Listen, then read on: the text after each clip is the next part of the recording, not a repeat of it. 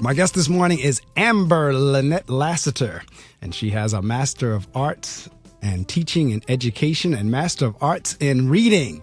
Ooh, my favorite topic, hence the reading circle. She's certified as an elementary teacher and reading specialist.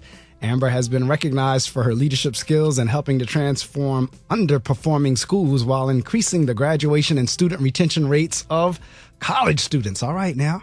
She has served as a classroom teacher and reading specialist for over 13 years. She's also worked as an adjunct instructor teaching developmental reading courses, English as a second language, courses served as the director of the Center for Academic Success at Berkeley College, and facilitated workshops at several conferences addressing topics such as strategies to simplify the complexities of biology and conquering test-taking anxiety. Wow, we were just talking about test-taking a couple of minutes ago. Yes. She is a member of the National Teachers Sorority Phi Delta Kappa Incorporated and is obtaining an educational specialist degree from Seton Hall University. She is with us today for everything that you just heard in the bio, as well as she has just released a children's book. And we're going to be talking about that and all the other things that we just talked about in the bio. Because, see, now reading Amber's bio, Amber, you know, I call folks like us Renaissance people. Yes. So, like, you're a Renaissance woman. And I consider myself a Renaissance man, but I consider Amber, based on that bio, a Renaissance woman. And what we mean by that is we've just had a lot of experiences. And the experiences aren't the same. They're in different areas. All right. So that's what we mean by Renaissance, that we're not afraid to try new things. We're grateful and thankful to God that He's blessed us with the opportunity to do what we do. So that's why I say, you know, just reading her bio just now, I'm like, okay, Amber's a Renaissance woman. I've had a few Renaissance people on the show, but welcome to the Reading Circle microphone. Thank you. Thank you so much. All right. So we were having a blast while the good news and song, the gospel music was playing, but now we're going to get on down to business a little bit and kind of give you how did Amber get to be this Renaissance woman that you just heard me reading about. So let's kind of like go a little bit back to the beginning. We're going to work our way all the way up to what's your favorite color. So talk to me a little bit about, okay, now I'm looking at, you know, a few different things here going on in the bio. Where did kind of like this spirit or, you know, where did this start? Wow. It's interesting because I'm actually a Pattersonian. Grew up in Patterson. I graduated from Patterson Public Schools, and I was a struggling reader. I struggled with reading, I struggled with writing, and mathematics all through high school. And the irony is for me to grow up to become a teacher was the furthest thing from my mind. In fact, I was actually on my way to law school. I graduated from Montclair State University with a bachelor's in political science, and I had my paralegal certificate, and I was like, this is what I'm going to do. I'm going to law school.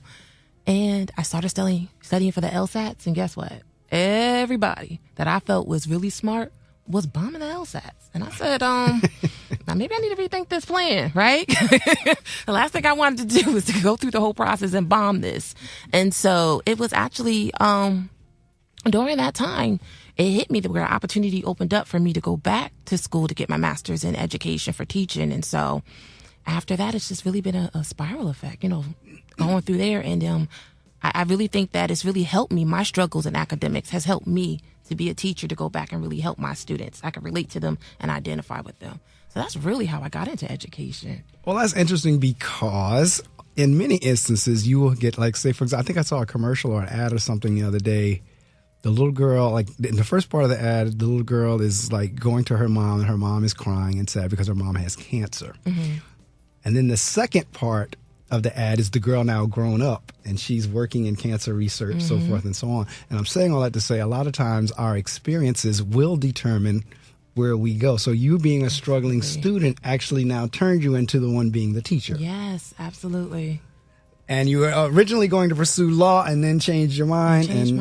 And she's, as you heard me say when I got to the part about the reading piece, because that is my passion, is this whole notion of reading. I firmly believe, and I got a feeling Amber will agree, reading is the foundation of everything else. Everything. I'm not taking anything away from math and all the other subjects, but truth be told, you really don't get to do the other subjects unless you know how to read and comprehend. It's so true. And that's why it's essential to make sure that our kids have these skills. And a lot of times they have them. It's just connecting the dots, right? Exactly. And letting them know, like, you do this on a daily basis. Like I always tell people, when you want to paraphrase, when I worked at Berkeley College, I would get students all the time that said, I don't know how to paraphrase. And I said, yes, you do. And I'm like, no, I don't. And I said, okay. We'll talk about paraphrasing in a second. And then I would just say to them, really simply, was there something that happened live, something that was in social media, piece of gossip? And I would get them talking about it, and before they know it. And then I was like, you know what you just did? You're gossiping. Gossiping and paraphrasing is synonymous. And then they're like, oh, I can't. And I was like, that's all it is. First off, it's amazing that you get, it doesn't surprise us because we're in education. Right. But it's a sad commentary that you just heard Amber say. A college student said, I don't know how to paraphrase. Right. That was a college student. Now, we get that all the time, elementary level, the high school level, because that's where they're supposed to learn it. Right. I tell people all the time, working with the kids is, because I'll say, I got a building full of kids who can't read. Or either I tell a kid, you know what, you really can't read. Mr. Medley, I can read. Mm-hmm. So no, I'm not talking about calling words. Right. That's called decoding. I'm talking about once you've read, if you decode it, because a lot of times you're struggling with the decoding too. Yes. But once you've decoded and you've read the words, what was it about? Absolutely. Can't tell you. Absolutely. The comprehension is a struggle. Right. So for those of you in the listening audience, there are different components to reading. Absolutely. All right. It's not just a matter of calling words. That's one part of it, yes. But then there's understanding what the author or what the story is about, and then be able to take it and process it, and then be able to now feed it back in your own words. That's that paraphrasing that Amber was just talking about. And believe it or not, we do get kids to get to the college level and are clueless as to how to do that. Absolutely. So, okay, so you're doing that, and then somewhere along the line, you decide now, wait a minute, let me go back to the test-taking anxiety thing, because both of us were talking about before we went on the air, that neither one, even though we're both in education, neither one of us are necessarily really great test takers. Because oddly enough, with testing, and I think we test kids too much, but, that's just, a side note, but without a doubt, we test. Right now, the environment we're in, the assessment environment, is way out of hand. It just is. But there are people who are very good test takers who may not necessarily be intelligent or knowledgeable. They're just very good at taking tests. And then there are people who are very intelligent who just don't test well. And see, for a lot of our children, it's not that kids don't know. Excuse me. It's just that they don't test well. Right. And what we do with kids, and adults for that matter, is we test. Now, this is the crazy thing. For those of you not in education, it's going to sound strange to you. But the expectation is that every child is going to take the exact same test at some point in the year. But at the same time, they're expecting teachers to what they call differentiation of instruction. Mm-hmm. Like they're supposed to teach the child where they are and in different modes and methodologies. Mm-hmm. But when we get to the test, everybody has to take the same test. Mm-hmm. So say, for example, we have special ed children. We have special education children that have learning disabilities. They're expected to pass the same test as a child who doesn't have a learning disability. All right. Mm-hmm. My point where I'm going with this whole thing is people can display what they know or learned in different ways. It's not always on a computer or a paper test. Sometimes people can do it verbally. Mm-hmm. Sometimes people can do it by putting something together with their hands or what have you. And then there's just some people we just don't test well. Amber and I happen to be in that category of we can test, we get past our test, but we're just not the best test takers. So talk to me a little bit about that. This all started from your conquering test-taking anxiety. That's actually interesting. I think you just summed up all that we've been doing. So that came about working with another professor at a college. We started noticing that the students were having that challenge. And it's just doing what you just said. You're taking their learning style, their learning modality, and you're helping them to take the notes in that realm. So what we actually did was I would go in and do a learning styles workshop. This was college students again, because most students don't realize how they learn. So we got to front load that information. So once you discover how you learn, now we're giving you strategies of how you could take notes and those strategies of how you process the information. And that's vital, because I think once you know how to do that, the opportunities are just endless. And so from there, I would do a learning styles workshop with the professor. And then the professor would actually teach the content. And she had a background in biology. So some tough stuff, right? And the students would take their notes. And now that they know how to do it based on their learning style, and what we would do is the professor would give them their review sheet. And then the students will actually all come together and take all their notes. And they would take all their notes based upon what was going to be on the review sheet and make a cheat sheet. So they had all their information on one sheet of paper. And they were able to take their test in group style. and not only did they take it group style, but they only submitted it in one exam. But they were only able to use the notes that they had on that one sheet. So how did we decrease the anxiety? Because we were able to allow them to use 21st century skills. You did that collaboration. You were able to talk. Somebody said something and then it triggered that idea and then triggered something else. And then they were able to transfer in that knowledge. We saw all the anxiety begin to just decrease substantially. So it was a course that most students would typically fail. Now they were passing. And we were able to see them, and this wasn't no basic multiple choice. This was like open-ended questions we were giving them. They were pretty complex. And to see them apply the knowledge and skills that they learned in the course to real-life scenarios was amazing. So we were actually able to see a course that was highly failed become a course that wasn't so highly failed. Well, see, again, again, for those of you who are not in education, we have gotten to the point where we're looking at our little kindergartners to act like college students. Yes.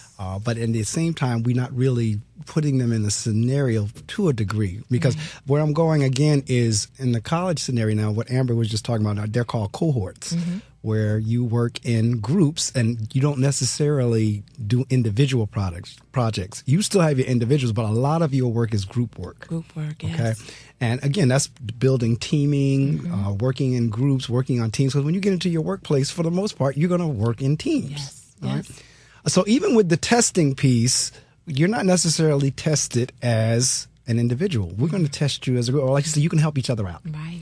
Now, the fact that you help each other out, does that diminish the fact that you've learned anything? No, absolutely right. not. That adds value to the learning Absolutely. process. See, that's what I'm saying. So in terms of like this whole notion of I have to take this one-on-one test and I have to pour out everything into this test that I learned for an entire year and I'm under this kind of pressure, I'm under the gun. Yes, it creates a lot of anxiety. So a lot of our students are under, yes, they do. And it starts, like I said, third grade up. Like the little kindergartners through second grade, they get their own little different tests. But third grade up, they are tested silly. Yes. They really are. You know, my 2 cents on that is I think for me as an educator, we're struggling between two worlds. This is me. I'll speak for myself.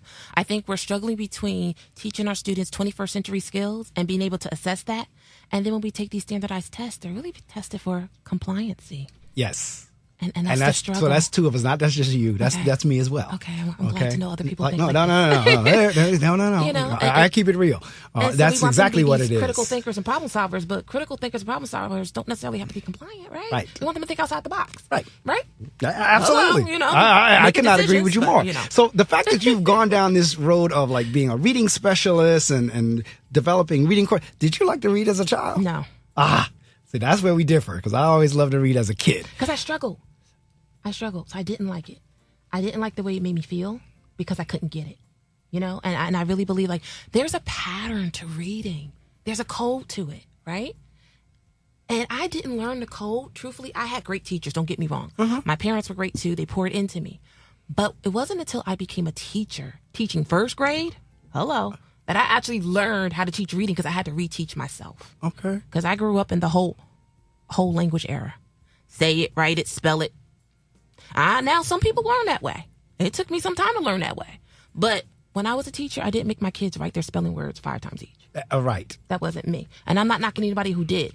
But I had to teach my kids the code and the pattern. And once I was able to figure out that code and that pattern, I was able to pour it into them. You know what I mean? So I'm really big on, let me see how I can help you to connect these dots. Right. And make life easier. Well, back to what, like your paraphrase story that with gossiping, you're paraphrasing. People don't realize they're doing some of the things that we're calling ourselves teaching them to do that they're naturally doing. And I'm saying all that even with kids with reading. I don't like to read.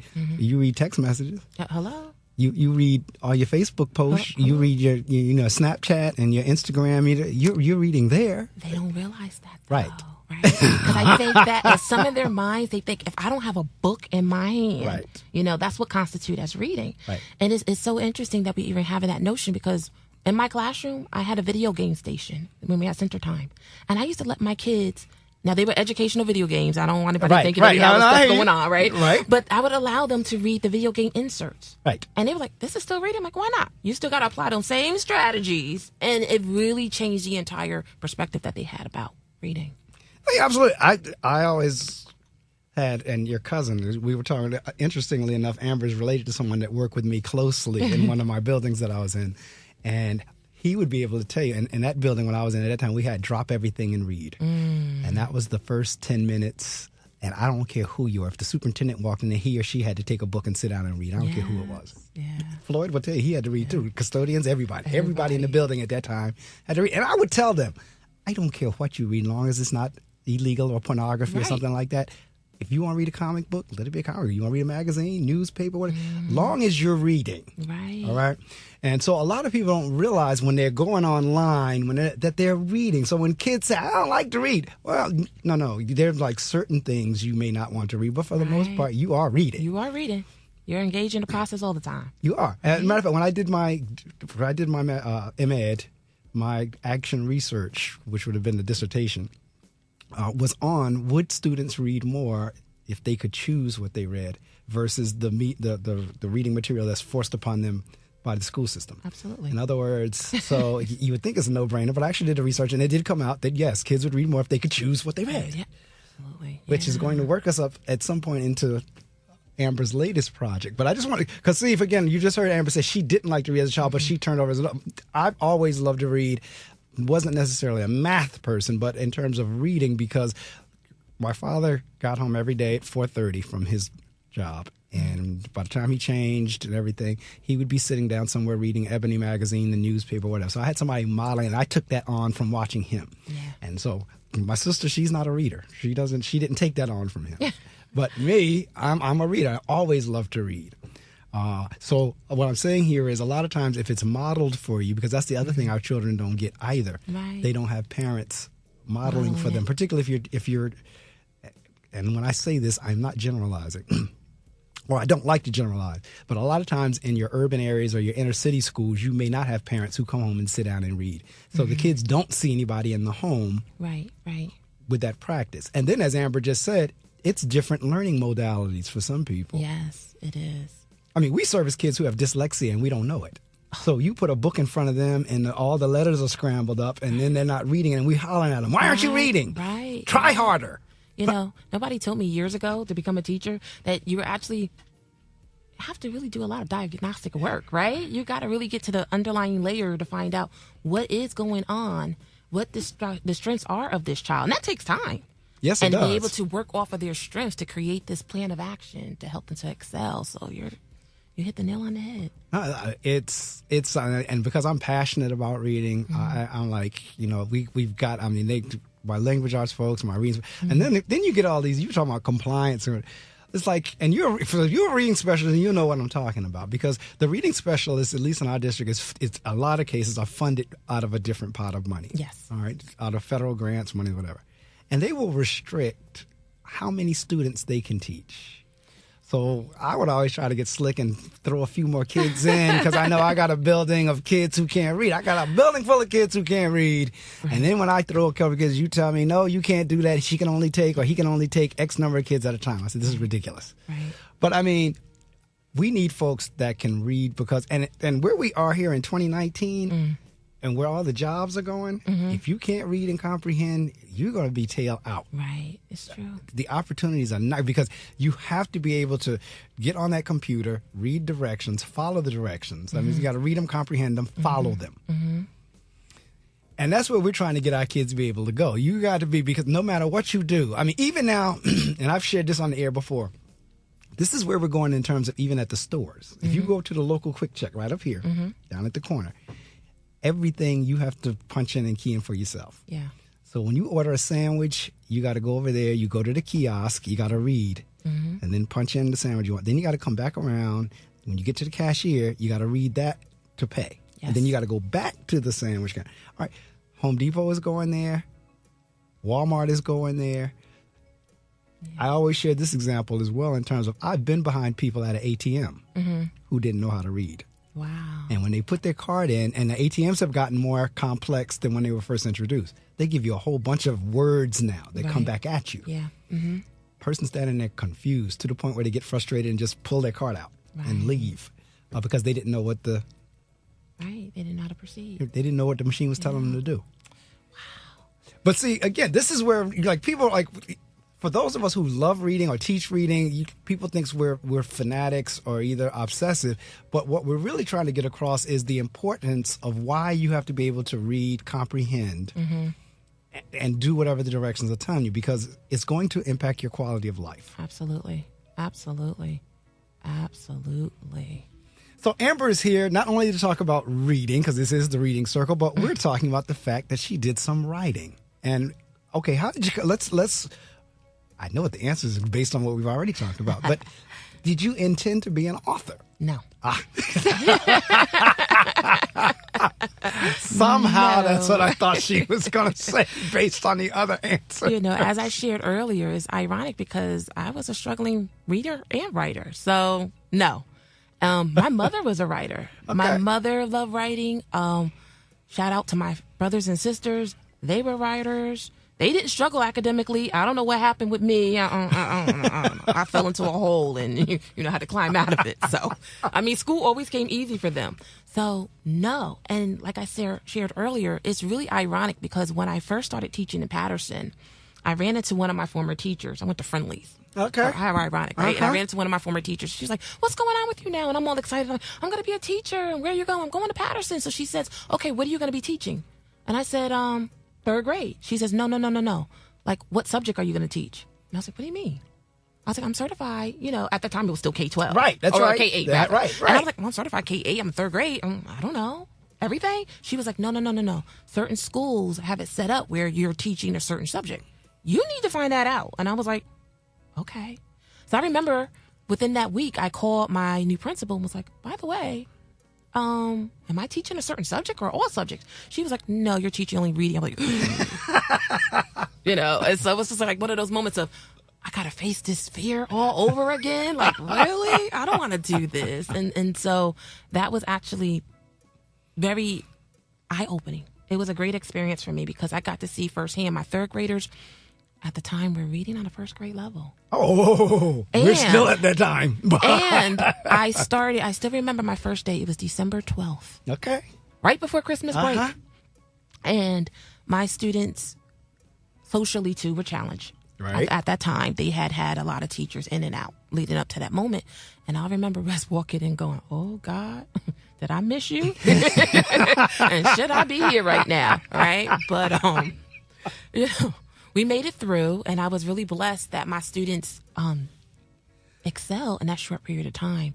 And then that's when the former year, my principal brought me down to first grade, which was also a great eye-opener. I always say to people, if you have the opportunity to teach both the lower grades and the upper grades, wow, what a bird's eye view. Yes, indeed. You know what I mean? Yes, you will indeed. get a bird's eye view of really understanding where our students come in at and where they're leaving at, right?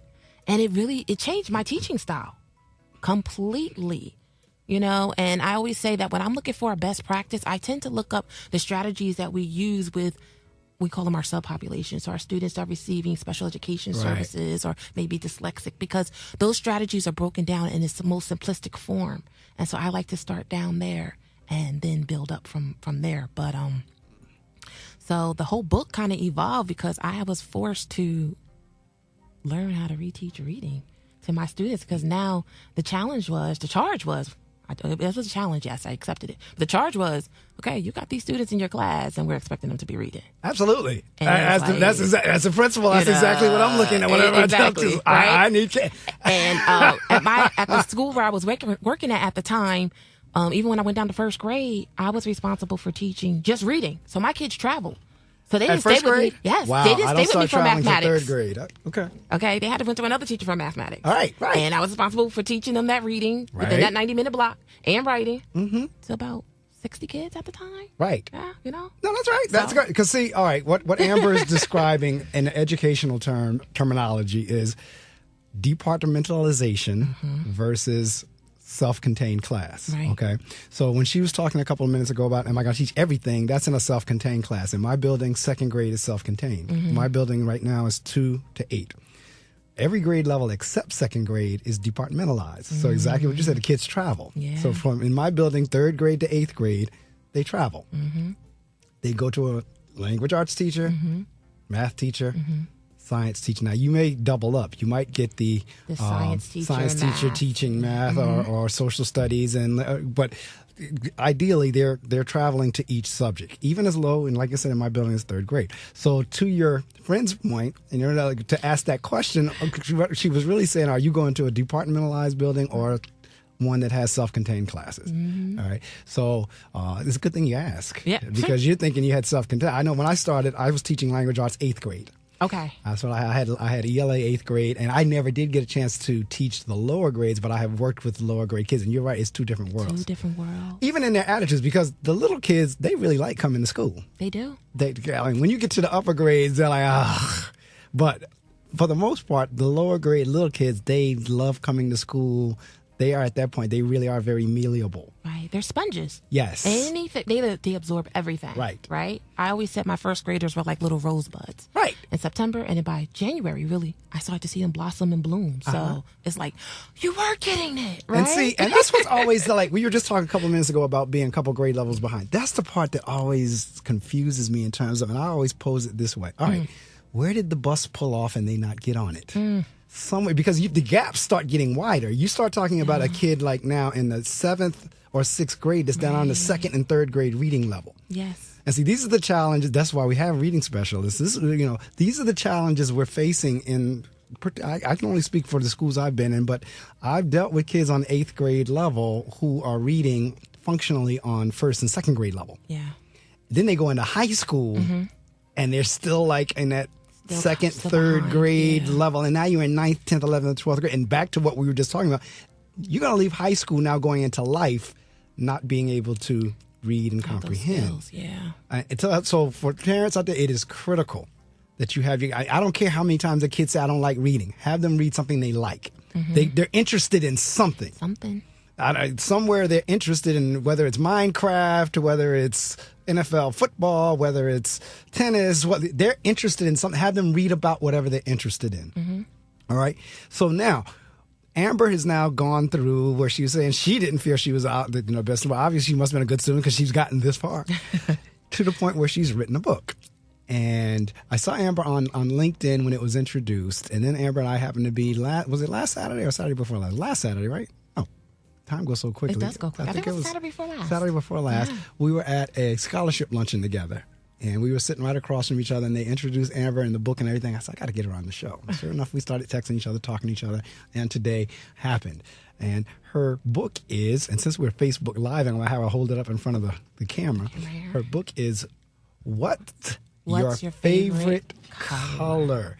Now, you're going to have to talk a little bit about in terms of, okay, where did it come from? Why is it about color? Has it anything to do with race, or are we talking the primary colors, or what Good question. What are we talking about? We're talking about here. This book was actually, I wrote it during last Christmas break. Okay. So it took me a year to do this. Okay. What was happening was, I always call myself the nerdy teacher. Meaning I'm the one that spends my weekends analyzing my data, and I'm constantly thinking about my students.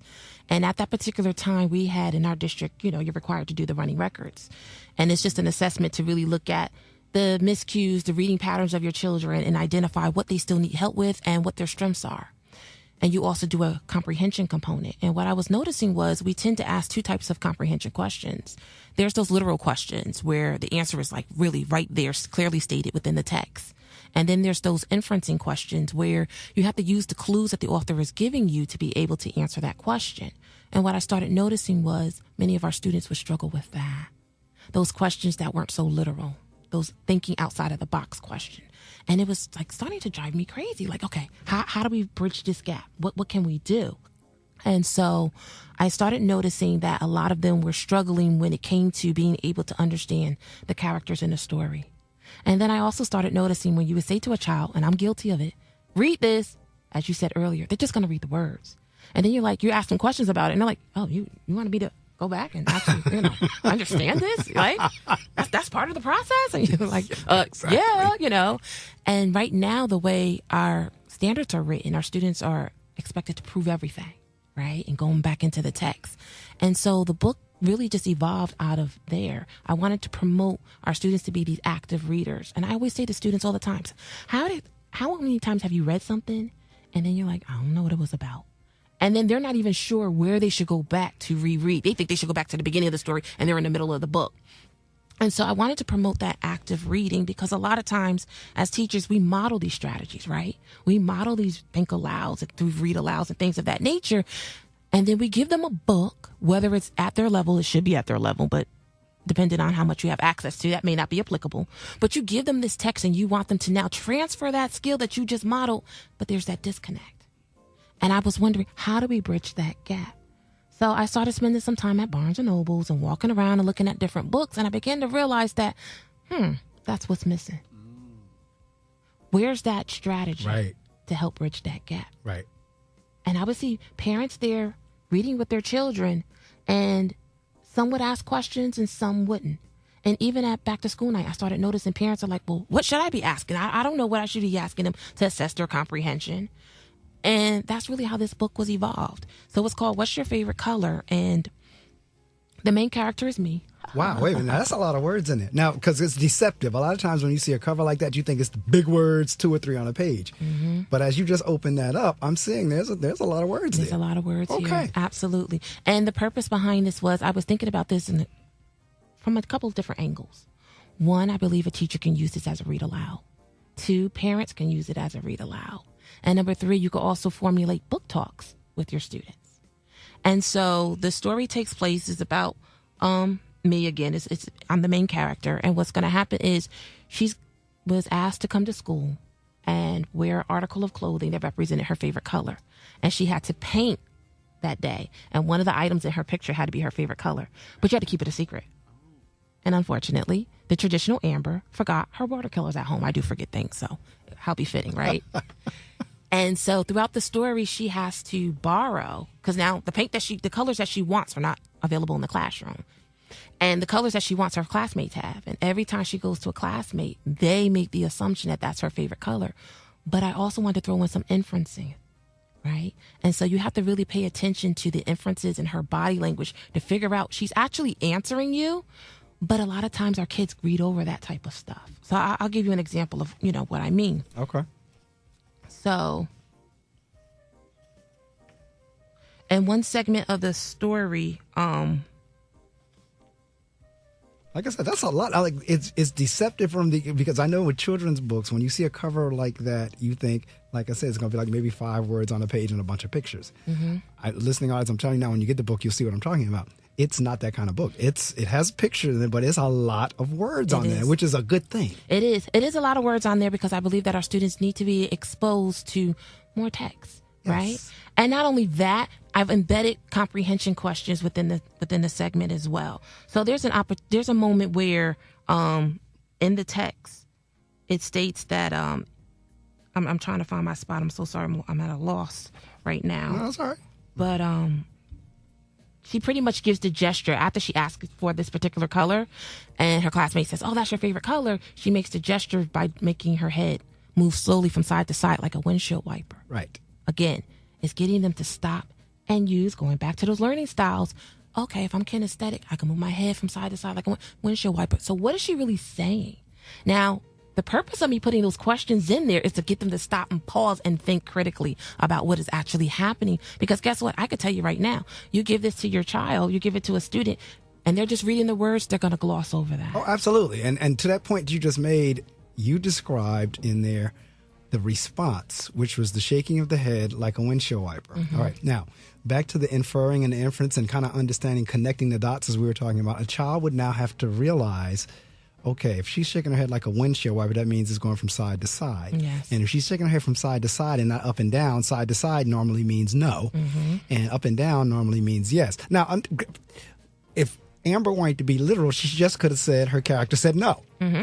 But she was now painting a picture for the reader of which those who read, as you're reading, for me at least, when I read, it's almost as if I'm watching a movie. Right. As I'm reading, it's like I'm sitting there watching a movie. Absolutely. That's what should occur with the reader. So Amber could have just said, when the child asked, is that your favorite color? She could have just said, she said no. Mm-hmm. But she said she shook her head as if it were in the direction of a windshield wiper or what have you. Now, for the record, I really struggle with people who are only literal. Because a lot of times we talk in figurative language or we talk thinking that people will pick up on the inference. And when you deal with somebody that only deals in literal, for me, I struggle with that because it's like, okay, I know that's what I said, but you didn't pick up on what I meant. And so a lot of times I'll get questioned back on something that's like, wow, you really didn't get that. And I'm not talking about just with kids either. I get that from some adults. Yes. And I'm like, wow, like you didn't read between the lines on what I was saying there. You took what I said literally. But again, different learning styles, people are different. For me, I can pick up on the figurative and the inference and the, I can pick up on those things. And for me, I don't have to take every word literally. Other people are the other way. The point is, you really kind of need to do both. You do. And the fact that Amber has written, what is there a particular grade level target, Mark? Because that's a lot of words. It is a lot of words, but I don't want that to be the intimidating factor here. I think it's great. I keep bringing that up because I think it's great. I thought it was going to be a book with like 4 words on a page. Like, okay, kids book. No, I'm big on the comprehension. I'm so big on the comprehension. That's the missing element, right? It is. That's the missing component. And also you'll see within the book, I've also embedded pages where I call paper clips. Okay. And it's an opportunity for the reader to actually, if they want, getting back to those learning styles, they can write out what they're thinking. They can illustrate what they're thinking. So I really wanted this to be a very interactive But that's resource. key. Now, let me tell you why. Because you talked earlier about note-taking. Yep. Our students struggle in that area as well. So the fact that you give them an opportunity to, as you read this, jot down some thoughts. Right, and I see the space there. It's like literally a picture of a paper clip. It looks like it's on a little piece of paper. Yeah. Kids can take their pen and jot. Matter of fact, you keep hearing me say, and since we are Facebook Living it, you get a chance to do something. Hold a page up to the camera, so they can just kind of can see what, like that page right there. That's a perfect page right there. See, that's what I mean when I say a lot of words. If she can see that and see that page over there, you can put it in front of the camera. I don't know if you could see it or not, Facebook Livers, but and there's the paperclip page where kids can actually jot down some thoughts. Those are skills that they have to learn in terms of note taking and maybe. And again, as a kid, I don't know, but as you get older, if you don't jot some stuff down, it's not coming back quickly. No. But as the thought comes to you, get it down. Get it down. And again, getting back to the concept of what you're bringing up about a lot of words, earlier you were talking about how we want to be able to model these reading strategies for our children. And I figured that this was also a great way to get parents. You don't have to read the whole book in one night. Right? You can just read up to a certain segment because, as I said, I've embedded questions in there. So you might read about 2 paragraphs, and guess what? There's a question there. So it's a great way to engage in that conversation with your child, or even for the children to be self-monitoring their own comprehension. I didn't quite get that. Let me go back into the text. And this is the portion of the text that I need to reread to get that answer that I'm looking for.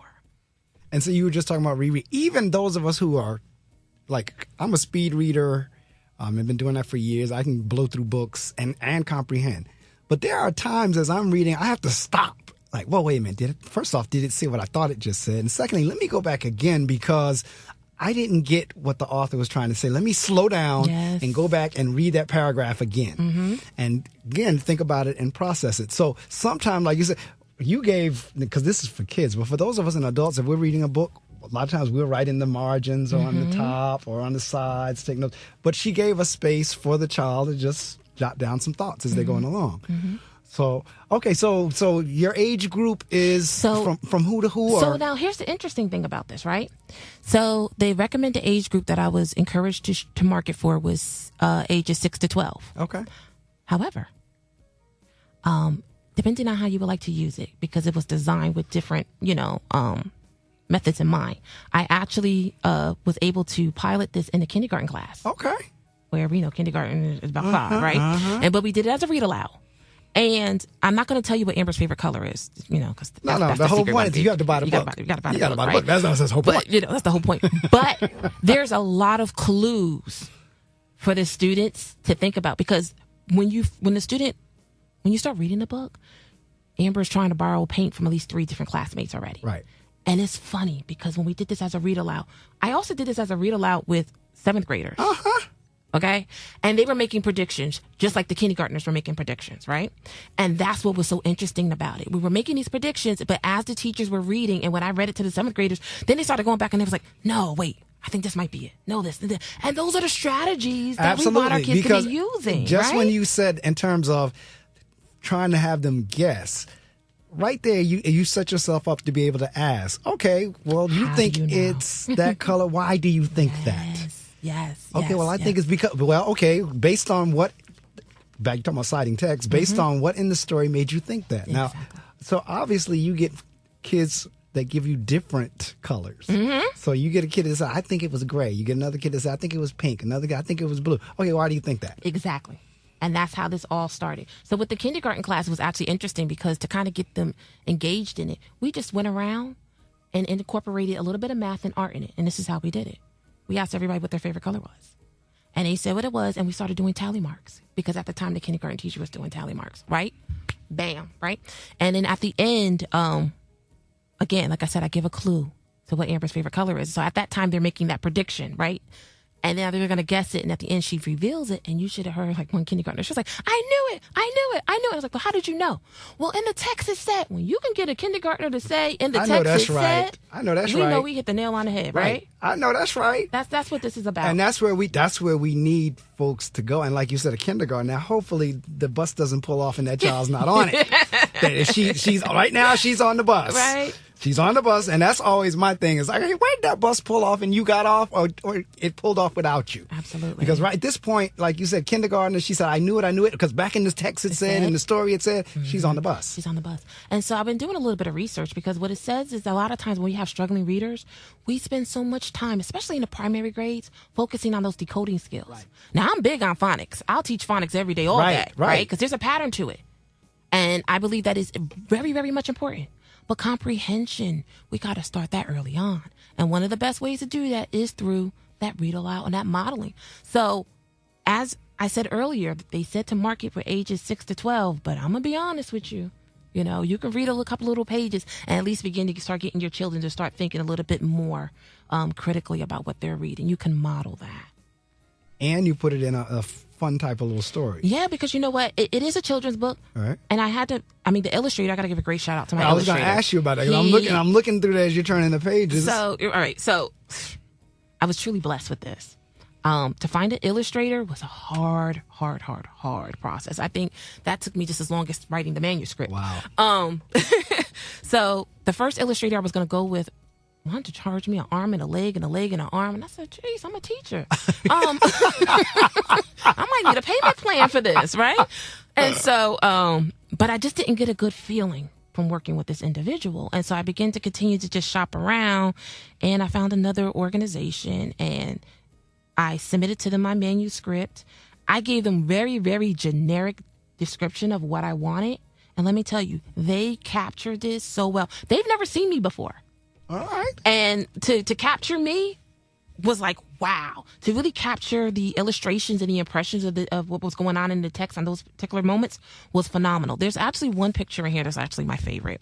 I was sharing with you earlier that my mom was a writer. Right. And so there's a page in here where the teacher is actually my mom. Okay. And again, the illustrator never seen my mother before. And this picture, I'll show it to the world. This picture is actually my favorite picture, because the woman here represents my mother, and this is just how my mom would dress when she was in the classroom. Wow. And so when I saw this, I got those goosebumps, like, wow, you know, like, all right. Mom helped me with this, you know? So, stamp of approval, right? No, that's right. Because I saw it's very vivid. It's very colorful, and I guess it ought to be since the title is What's Your Favorite Color? But also I see the illustrator had the wherewithal to have more than one race in there. Yes. I'm noticing an African-American child. I'm noticing a Caucasian child. An as you Asian go through, child. an Asian child. So it's multicultural. Like Hispanic any child, any cultural child would gravitate toward it because they see someone in the book that looks like him or her. Absolutely. That's what you see in our classrooms, right? That's not always what you see in our books. Right. At least not back in the day. Right. Over time, they have become more and more like that. But that was not always the case. That's not always the case. You are so right about that. So, yeah, I definitely want to keep that in mind. Again, this was all birthed out of working with my children. And so I had to sit back and say, who are my children? So when you started the writing process, for those in the listening audience who think they have a book in them, where did you start? Did you just start writing notes down, handwritten, or did you go to your typewriter, not typewriter, I mean laptop or computer or, see, I'm dating myself. I was on the typewriter. But where did you start? I actually just started on my laptop. I'm a Christian. I believe in God. And it was really interesting because, like I said, during that Christmas break, the Lord just started talking to me. And I just started writing stuff down. And then once I had my manuscript, aka my first draft, I was like, oh my goodness, I need an editor. Right? And so at the time, I remembered someone I had worked with at another college. She was a great writer. I was like, would you be able to edit this? And she was like, no, not me, but I can recommend someone. She recommended someone, and I gave this person my manuscript. And, be ready to get the feedback. Right. And be ready to apply it. Like, really understand where that person's coming from, because that's a different set of lenses. And what was interesting about it was, it's your baby. And so I gave my baby, if you will, to this person. And boy, was it lit up when I got it back. Here I am thinking, wow, this is great. This is awesome, right? Woo! It took me back to elementary school when your teacher would give everything and it's like dripping with red ink, and you like, that's right? And that's all you see. You're like, I don't even want to touch this thing. Let's just start all over again, right? That's right. But the feedback, I'm so appreciative for my editor. The feedback that she gave me really helped me to capture those moments. And I told her what my vision was. I said, I want to promote active reading for our children so they're not passive. And I really wanted to nail down on this inferencing. And you know what? The feedback she gave me really helped to focus me and refine me. So I would tell somebody, get an editor. If you reach out to me on social media, I'll recommend my editor because she's phenomenal and she'll work with you. So that feedback was like, she basically held my hand through this because I had no idea of the writing world. So in terms of getting it published, because you're going down the track, did you self-publish or did you give it to a publishing house, or how did we get this? How did we get this? I self-published. Okay, I that's no. That's again back to where we are. We were talking about this outside in terms of social media. As a child, there was no such thing as self-publishing. You had to go to a publishing house for me. Yeah. Okay. You had to go to one of the publishing houses and get all these rejection letters, so forth and so on. And I didn't want a rejection letter. Right. So, but now, like where we are now with what we can do, you can publish it yourself and still get quality work. Yes. Now, like you said, you had the wherewithal and the foresight to get an editor. Unfortunately, the reason sometimes self-publishing and vanity publishing takes a bad rap is you will get people who will not get an editor and just put junk out there. A lot of typos, a lot of grammatical errors, so forth and so on. So it gave self-publishing a bad rap. But that even has evolved now where you don't have folks getting those because people are producing quality material on their own, which in 2019, that's a beautiful thing. Listening audience, I know you're bored with me telling this, but I have to always promote as well. The music that we're listening to in the background, that's my own musical work. That's CD self-published work. Awesome. We had the opportunity to do that. We didn't have that. You had to go to, a music studio to do it. I did it in my own studio in my own house. Was able to publish it, send it off, so forth and so on. So the opportunities are there. We were talking about Renaissance earlier. The opportunities are there if you really want it. And again, I have the book in front of me, and I know you can see it to a degree on Facebook Live, but it is really well done. The colors pop. Thank you. The kids, the graphics. They captured it. The wording, everything. Right. And so, and this is self-published. This is like years ago, she would have had to go to a big publishing house to get this done. Now, you said something a couple of minutes ago, and this is one question I do ask everybody. In terms of, you said this is my baby. All right. What was it like for you whenever the box, whether it was UPS, FedEx, whatever, when the box of books got to you and you opened that box and took that first final project out? Final project. What was that like for you? Surreal. It really very is. Surreal. I'm still really in awe. I still am. I'm still not even processing it myself.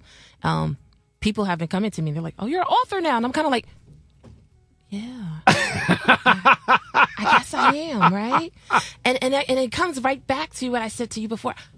You're talking to somebody who's a struggling writer, right? Talking to somebody who's a struggling reader, and so to actually see that come alive, it's I laugh because you will not, over the 18 years I've been on the air, you will not believe how many times I interview authors who says, I'm not an author. I didn't realize I was an author. It's like, but you wrote a book. It's true. and you're here on the show with me. You're an author. So you're an author, right? It's got to click sometime, right? But over the 18 years, I have interviewed people from all around the world in the country that they'll give me that same response. I'm not an author. Yes, you are. But I asked that question because, again, when my box of CDs came and I opened the box up and held that first one in my hand, it was like you said, it's like, wow. And then, now, as you read through that, as you go back through now and you read, or for me, I'll listen, and no matter how many times I listen to it, there's something in there that I don't even realize I played. Yeah. Do you read that through and say, wow, I wrote that? That came through me? Yes. I don't even remember. Yeah. Typing that. Yes. And so, as I shared earlier in the story, you're supposed to keep your favorite color a secret, right? And so once you get the book, you'll see. But as I was doing this as a read aloud with the kindergartners picked up on this. After she borrowed the paint from the first person was like, oh, yeah, no, this is your favorite color. You like this color because I like this color, da-da-da-da. You'll know what I mean when you read the story. I didn't realize that the character told the favorite color, right? Revealed her favorite color, not Amber's, her favorite color. Then the kindergartner went, she was supposed to keep that a secret. She just told her color. And I was like, wow. So you're absolutely right. When you do go back and reread over your work, you do pick up on little things that you didn't notice one time before. So, yeah. No, it really does. For those of you who are creative, or if you're creating something, it is. And again, that's a quote. Now, that is, I tell my guests all the time, I don't have a question sheet per se because it is very conversational, just like you see many ever have a conversation. But there are some questions that pop up regardless of the interview, and that's one of them, because we can't describe. The only other thing I can equate it to, and since I'm not female, but I was at the birth of my two daughters, I was there, so. But that's the only thing. She said, that's my baby. That is exactly. It is like with pregnancy and childbirthing is a lot of pain. But once that child is out, you've forgotten all that pain. It's the same thing when you're creating, whether it's music, book, art, whatever. That as you're going through the creation stages of it, you're gonna have your ups and downs. But once that product gets in your hand, all of that is forgotten. It is. It really and it's like, oh my God, this is real. My name is on that. My name is on this. And I was sharing with Amber when we were out in the lobby before we came in, back in the day, whenever this show was on Fridays from 6 to 7:30, I was teaching. And so I would leave the studio. If I had a guest in the studio like Amber is live, I would ask them, what are you doing after the show? And they would tell, I'm just going to. I said, do you mind coming to the school with me so my kids can meet you? And I tell you, and I was telling Amber, whenever the kids would now connect the live person standing in front of them with the picture on the back of the book, they would lose their mind. When you now go into a classroom with your book, with kids, and now you say, I wrote this, what is their reaction? Wow. You did that, especially when they're your students and they didn't know. So this is another disclaimer. As I was writing this, I was piloting on my kids. Okay. And they didn't know it. Right. I didn't, because see, you'll get a different response when they're like, oh, it's my teacher's book. Of course I'm going to love it, because you have that rapport and that relationship with them. But I was like, let me help you today with your inferencing. Let me read this to you. And then if I didn't think I was descriptive enough, I would give them paper and I would read whatever I have written out and just kind of let them illustrate it. But to kind of see the whole thing put together, I mean, the mouths wide open. And it's a great feeling when they are able to hear the text, connect to the text, and then later on find out that this is yours. Right. It's like, wow. I actually had one of the students said, you can make money off of that? I said, yes, sweetie, you can make money off of it, right? So then the student was sitting there, I said, you know what? If you want to write a story, you could become an author and you can make some money too. And I really believe that's a teachable moment there, right? It's a great way to show them how they can be dabbling, little entrepreneurship. Doesn't hurt anybody. That's right. Right? Start them young. And it was actually, it's just an awesome feeling. The last school where I was working at in Patterson, I worked very closely with the third grade teacher. And we had some great illustrators in the school. Great illustrators. And we have some great writers too. Right. And so what we did was we bridged that gap. We let the third graders write the story, and our talented eighth graders who were on their way to high school and applying to Rosa Parks and all those different places illustrated the book, because we showcased it, and we were just like, you know what? You're an author. Right.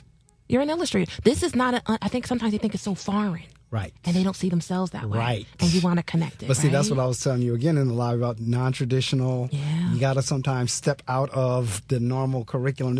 I'm still teaching reading, but... Right. But this is how it's going. And it's cross-curricular into art because I got some wonderful illustrators. Yeah. And see, again, that's the kind of, for me, I like curriculum's great, all that kind of stuff, but there are other ways to teach and that's where teachers in and of themselves, they have to be creative as well. Yeah. They cannot be so tied to, okay, the book says I have to do it this way.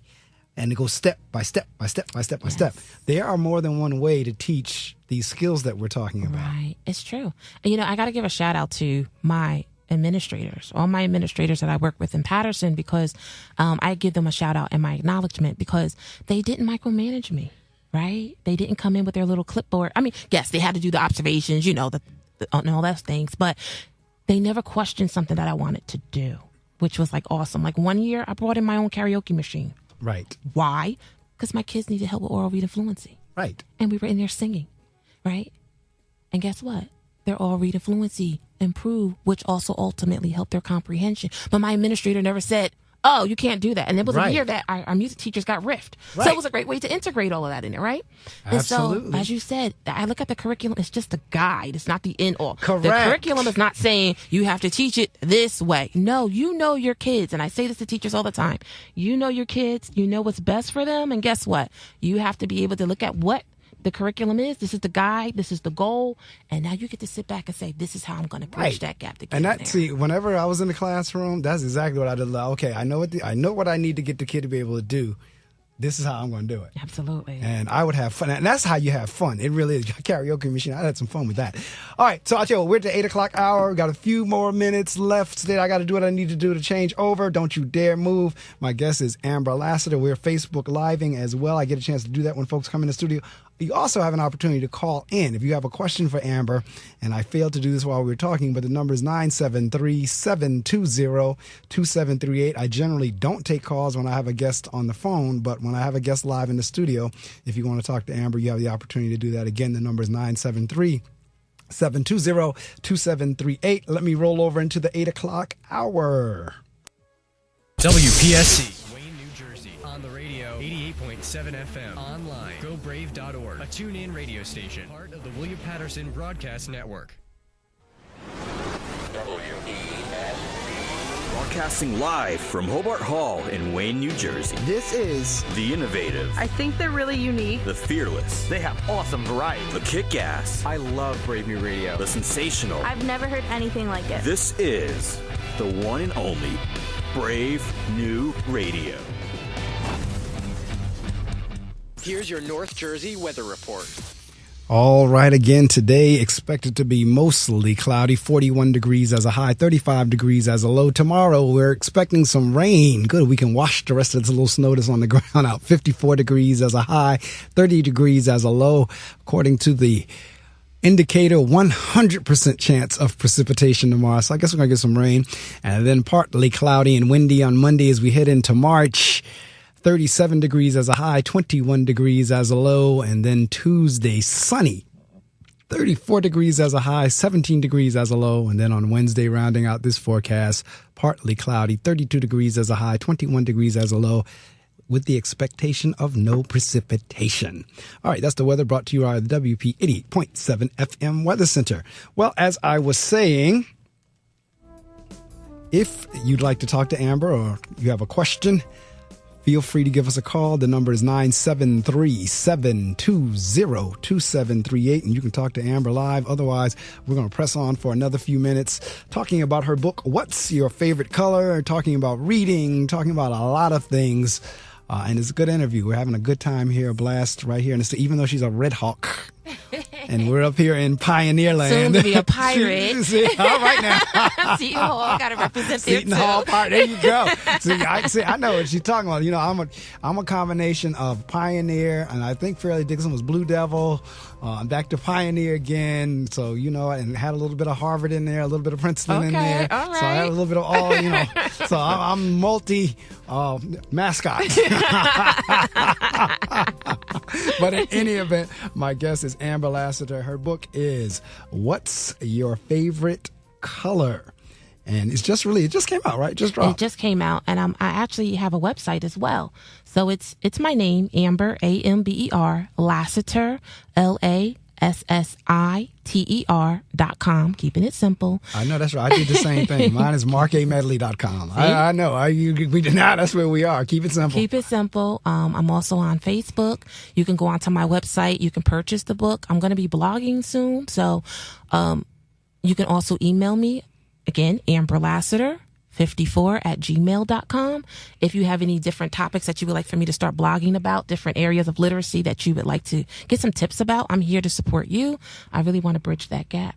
All right. Well, I tell you what, I'm looking at Facebook Live now. Big shout outs to Irene Del Russo, Gwen Tarpley, Karen Houston Manor, Pamela Grifton, Darlene Hunter. Big shout outs to you.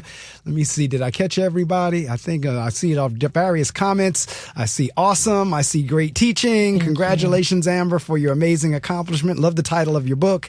Amen. Reading is so critical. All right. So those are the various comments that have come through so far on Facebook Live. Again, Irene Del Russo, Gwen Tarpley, Karen Houston Manor, Pamela Griffin, Darlene Hunter, because I know a Karen Hunter as well. Darlene Hunter, big shout outs to all of you. Thank you so much for checking in on Facebook Live. Again, if you want to talk to Amber, 973-720-2738. We were just talking about the book and everything. It just dropped, just been released. She's had an opportunity to use it, road test it with some of your kids. Yes. So yeah, like I said, we were talking before the break in terms of when you have an actual product in your hand that has your name on it, it is an awesome feeling. And then, like you just said, for the kids to now, you can actually go in a classroom. And I love what you said about the little girl said, you can make money on that, and you took it as a teachable moment. Yes. That's another thing that having a product with your name on it allows you to do. That's going to give you a lot of teachable moments. Yeah, definitely. Definitely. And that's the main purpose behind it, right? So I didn't want it to just, so when you go into Barnes and Nobles, it's a multi-purpose resource, right? And that's what I really wanted to see happen there. And again, like I said, because this is February, it's Black History Month, I wasn't quite sure whenever I saw the title if it had anything there, because there's a little African-American girl on the cover, because it's Amber. Yeah. So it's an African-American girl. She's African-American. So I wasn't sure when it was, what's your favorite color? All right, does this have to do with race? Is it the primary color? Because she also has the red, the blue, and the green, which are the primary colors. Mm-hmm. And I see this, and I see you have the question mark. So even with that, again, back with reading, folks, there are certain steps in terms of even whenever you decide whether you're going to purchase a book or not. Right. You look at the front cover, you look at the back cover, then you go on the inside cover and the back outside cover, and you kind of, scan those things, skim it, right, to see if there's something you'll be interested in. But also, many times, if you got, like you said, a very good illustrator and author, many times they will give you clues on the cover. Mm-hmm. And she does exactly what she was talking about in terms of the favorite color is going to be a mystery, because if you look on the palette, there's a question mark. Mm-hmm. So even that is messaging something in terms of what the book is going to be about. All right. So I'm trying to think in terms of, because we get down to the interview now where generally if I'm on the phone, I shut the mic off and I allow the author to promote, and they can do anything but say the price, because the little girl said the dollar amount. But you brought up another very good, while you were talking about the teachable moment, it was this whole notion of entrepreneurship. Mm-hmm. That's another thing that our kids are not at an early age exposed to. Yeah. This whole notion of, now you never know, and this is the beautiful thing about teaching, that I declare that we are poor man's celebrity. There's nowhere we can go where we don't find students or see students or parents that we've served. Yes. So it's just like being a celebrity, just we don't get paid at celebrity status. But in terms of leaving a legacy, you have the opportunity to do that with this. Yes. This book may be in somebody's trunk or attic, and it's going to sound hard when I'm going to say, well, when we're dead and gone, this book will still be here. Mm-hmm. All right. Somebody might be in an attic or trunk or basement or whatever and pull out a book that says, what's your favorite color? So in terms of like leaving a legacy, in terms of kids, really being exposed to, you can do this too. Mm-hmm. I mean, that's a wonderful model for kids to say, my teacher was an author. My teacher wrote a book. That's true. So, I mean, you never know. Where I'm going to this whole thing is, you never know when you walked into that classroom with that book, a kid said, I'm going to do that one day. Absolutely. And I didn't think of it, like you said, until the student was like, you can make money off of that, right? And then you really begin to say, you know what, let me show you how you can use your gifts and your talents and your skills in another way, right? And so I think it goes back to what we were talking about before about the curriculum. It's the guide. It's not the Bible. Right. We don't have to follow it play by play.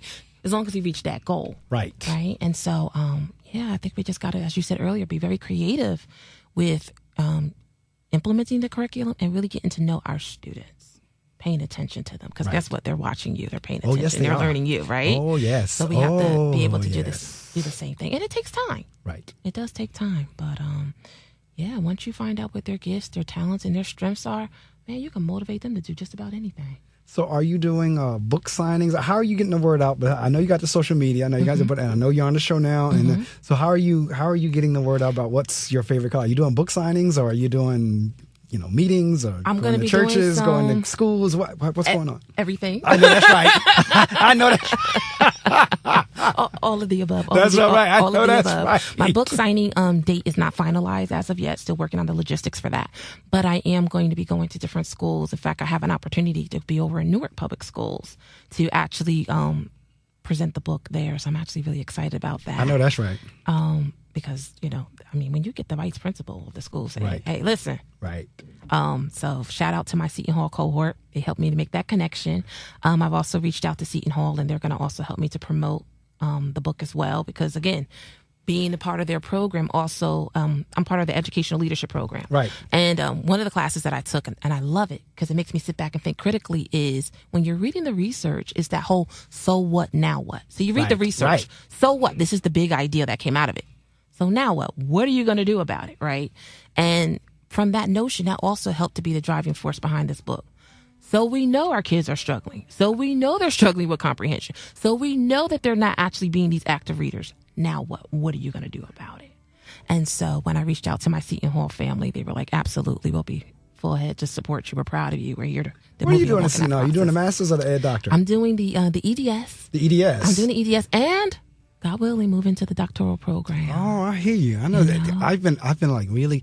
My thing is this. I know I'm making an excuse with it. My thing is, okay, I don't have a problem doing the schoolwork. It's like I'm going to pay for it. So if I can come up with a way to pay for a doctorate, I'll go ahead and do it. Well, I'm in the same boat as you. In fact, when I leave here today, I'm going to go home and do some homework. So, it's like, how am I going? If I wanted to do it, how would I finance it? Because it's like, and would I be able to recruit? Because I'm not one of those that just want to do a doctorate just for somebody to call me doctor. No. I mean, interestingly enough, the class that I'm going to teach when I leave here is something along those lines. Right. I'm not doing that just to be, I wouldn't do it just to be called doctor, because I could care less if you call me doctor or not. But from the standpoint of, like you just said, the education, the love of learning, the so what, now what, that would intrigue me. That's my driving force. Actually, I also did this, the whole so what, now what, a little sidebar. I actually did a little action research project before I left the last school I was at. Because every school year, we're told to look at the data. Right. The test scores come back in, and we're expected to look for these trends, right? What are the kids not performing well in? And now that becomes your teaching point. So ironically enough, if we notice that the kids are struggling with main idea, that's your teaching point. And guess what? Everybody teaches main idea to the core, right? Teachers are tired of teaching it. Students are tired of learning it, right? And so every year you're kind of given that same charge. And I just said, I'm not doing it this year. It's just like, because we keep getting the same results, right? I told you in the lobby. I gotta get off this insanity of this. Yes, I told you in the lobby. I'm really fed up with this nonsense of giving me traditional and functional strategies when I'm working in a non-traditional, dysfunctional place. I need strategies that are dysfunctional. I need strategies that are non-traditional to deal with the population we're serving. So you're exactly right. For me, in terms of the data, hey, I get it with data. But you know what? I don't need data to tell me I got a building full of kids who don't read well. Right. I don't need a bunch of data. I know that. I don't need. So the now what? Right. So that's where that went for me. Okay. The now what? So I'm like, okay, every year we keep getting the same results, hypothetically speaking. Right. So it hit me. I'm wondering if our students are really understanding the question. How many times have we read the questions to our students and then had to rephrase it, and they're like, oh, and they give you a great answer, and you're like, man, if this was a test, it'd be wrong. Or how many times, if it's multiple choice, they chose A, but the answer is B. But when you go to them and they explain their rationale for A, you're like, that was a good one. Right. That goes back to that compliancy thing, right? Right. And what you just said exactly was, see, to me, that's one of, and don't get me wrong, testing has been around for years, but not to the level that we've been doing it over the last few years. Right. One of the problems with a standardized test is the question is only asked one way. Right. And back to the comprehension again, why we have to teach you how to comprehend, because if that's the case, then we got to teach you how to comprehend that question in order to be able to answer it correctly. Right. But if in a different environment or a different world, you could be on a test and have the opportunity, especially if it was verbal, to now state the question a different way that the person would get it. Right, absolutely. And, that's what you meant. What you meant. Yeah. So that's, again, one of the parts of some of these tests is that if you don't comprehend well and that question comes at you, you have no idea what is. Case in point, back to what you were just saying. A lot of times we're making assumptions that people know what we're talking about, and we might as well be talking in a whole different language. And so we're sitting on a college campus. A lot of times we're talking to our students, and we're talking about degrees and college and university. When we say degree, they don't know what we're talking about. Right. Like, you have to literally break down, what do we mean by degree? They don't know what we're talking about. When you start saying major, right? What are you going to major in? They have no idea what you're talking about. But we're making assumptions that people, but you might as well be talking a whole different language. That's like sitting me in China and everybody's speaking to me in Chinese, and I'm sitting there looking at them like I have no idea what you're saying. But that's what we're doing to some of our students. Yeah, it's true. We talk academic jargon. We talk jargon based on our experiences with the assumption that they know what we're saying. Right, and they don't. And so it was actually interesting because I actually worked with a teacher at the school and helped them to really break down those questions. What are some of those buzzwords that we should be looking for that's going to link it to it, right? Right. And so while doing this with this particular teacher, I came across a really aha moment. So when we teach compare and contrast, and I'm guilty of it, we teach it as that, compare and contrast. But when they see the question, it doesn't say what? Compare and contrast. Right. So we throw them off. So we have to help them to begin to realize that there's certain words or verbiage that's going to be in that question that's a clue to you that this is a question that's testing you on compare and contrast, and that's the skill that you have to be using. That's the strategy you have to be using. And I was really pleased to see the increase that the students were making in that area. So it's something I'm going to continue to dabble in. I know that's different ways of how we could continue to help the students to break down those questions. Well, we're at the point where we're at the end, and we had time. It goes. People always ask me whenever I say you're going to be a guest on the show. They say, "How long is the interview?" I say, "About an hour 15." Like, what on earth are we going to talk about? Right. Why not? I say it goes by very quickly. Trust me on that one. And sure enough, it has. It is now 8:16. We started at around 7 or so. An hour and 15 has gone by, and it goes quickly. It really does. So this is opportunity. What I do is, like I said, I'm going to shut my mic button off again, and I'll give you the opportunity to promote, shout out, do your websites, contact information, book signings, anything with the exception of, as the little girl said, you make money for this. Anything with the exception of the money or the dollar amount, you're good to go with. So at this point, the mic is yours. Okay. Promote away. Okay. So thank you. I want to give a shout out to my family and friends that's listening in. Michael, Elizabeth, Sylvia, Will, Eileen, Gerard, Alicia, my best friend. I want to say thank you so much for listening in to me. And then I also want to just let you know again, my website is amberlassiter.com. The book is currently available at Barnes & Nobles and Amazon. If you go on my website, you'll be able to click on it to also get access to the book, as well as you can email me, amberlassiter54@gmail.com. Any tips or ideas that, like I said, I'm looking to start blogging to provide you with more strategies. So just let me know any things that you might be interested in. You can contact me on Facebook and as well as on LinkedIn. Thank you so much for this opportunity. I've really just enjoyed my time catching up with you and talking about literacy. I know that's right. Because I'm going to tell you, you all can say what you want to say. I get the numbers people out there, and we definitely need. But I tell you what, if you can't, and to prove my point, a lot of our math questions are word problems. Yeah. So a kid may be able to see 2 + 2, and they can say 4. But now if you write that, TWO, PLUS, TWO, because same problem. But you need the reading and the comprehension, because the word problems is that them same old ones when I was a kid. You know, if a train left Chicago at 3 o'clock and a train left New York at... I don't want to take the train. Right, I don't want to take the train. You got to be able to work your way through that. You got to be able to work your way through that with words. It's true. So reading really is the foundation for everything else. And what you generally find is people who are very successful in reading generally are successful in whatever else they're in. Not always, because I don't like to generalize, but generally your people, I mean, that's that little slogan. Let me see. It can go either way. readers are leaders, leaders are readers, whatever it is. Either way, generally, your folks who are leading things usually are readers. Yeah. They really are. I'll share this one last story. And listening audience, I knew I've shared it before, but for me, I read like people watch TV. I mean, it's like you have people that can literally sit in front of the TV for 4 and 5 hours watching like, sitcoms, 30-minute sitcoms. So people ask me when I tell them I'm reading 20, 25 books at one time. How you do that? Because I'll read for a half hour of this book. I'll stop that, start another book for a half hour. So same way you watch 30-minute sitcoms, 5 or 6 of them within a 3-hour period. Right. Same way I go through 5 or 6 books. Don't you ever get lost? Nope. I can tell you what each book is about, what the author is saying. She was. You heard Amber talking about active versus passive. They are two different things. Watching television and movies is a passive activity. Reading is an active activity. And then even within reading, you have active versus passive voice. All right. So there's just a whole lot of dynamics that go on in reading that we encourage. And that was the impetus for this show 18 years ago, was to encourage folks to read more. I don't care what you read, as long as it's not something illegal or pornographic or whatever. And even and if you're old enough, if you do the pornographic, that's you. I ain't mad at you. But you know what? We need you reading. We need, pornographic is pictures. So I need you reading. But in any event, though, I laugh and play and jest. But the bottom line is we want folks reading. Yes. Don't care what you read. If it's comic, especially for kids, get them something that should. And I do see the phone ring. Let me see if that's a caller or if it's our usual announcements person that does our Glory Hallelujah. I don't know if that's her or not. Let me see. Good morning, caller. You're on the air at WP 88.7 FM.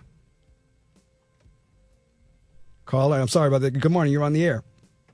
Hi, this is Marc Medley calling. Marc Medley, how are you? Gee, interestingly enough, we have that same last name. Where are you calling from, Niara?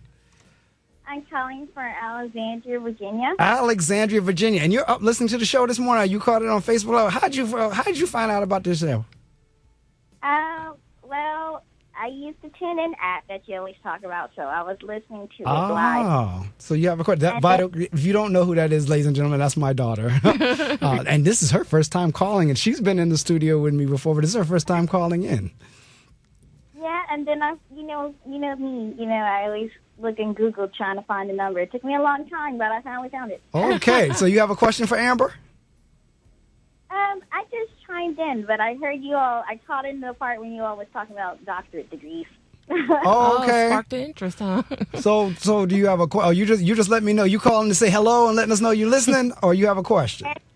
Just calling in to let you know that I'm listening. Oh, so this is her. Well, thank you for listening. This is her, like I said, she's a first time caller.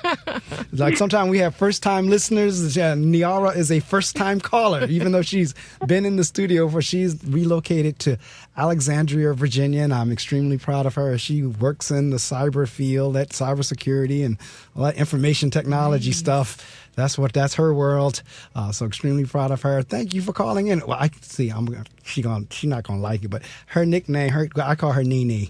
So that's Nene called in Niara Medley. So thank you for listening. Keep listening. Amber's almost done, and I'm gonna be out of here in a few minutes myself. All right. All right. See ya. All right. Bye. What's that? Bye. All right, take care. Bye-bye. Wow, this is a special day. My daughter called. I mean, it's like that's her first time calling in ever. Amber, you brought something there. But when she's been in town, every now and again, she'll come up to the studio with me. But wow, she actually took the time to call. Really made my day there.